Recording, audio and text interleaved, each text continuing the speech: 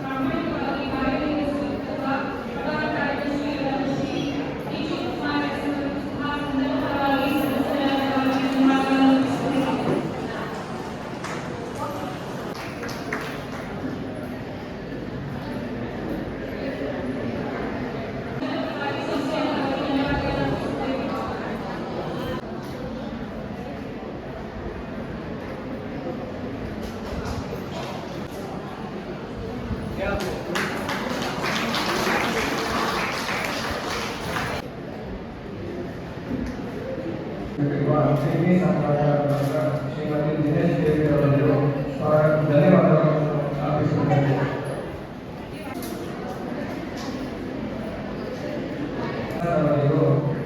ಧನ್ಯವಾದಗಳನ್ನು ಅರ್ಪಿಸುತ್ತೇನೆ.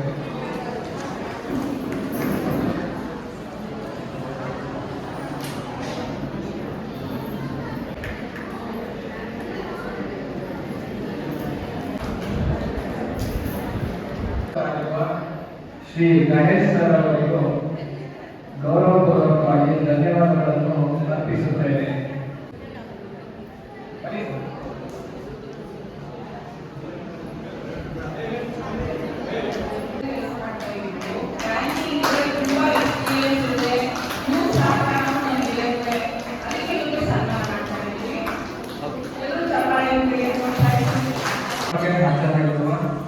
ಪತ್ರಿಕಾ ಪ್ರತಿನಿಧಿಯಾದವರಾದ ಶ್ರೀಮತಿ ಉಮಾಶಂಕರ್ ಸರ್ ಅವರಿಗೂ ಗೌರವ ವಹಿಸುತ್ತೇನೆ. ಉಮಾಶಂಕರ್ ಸರ್.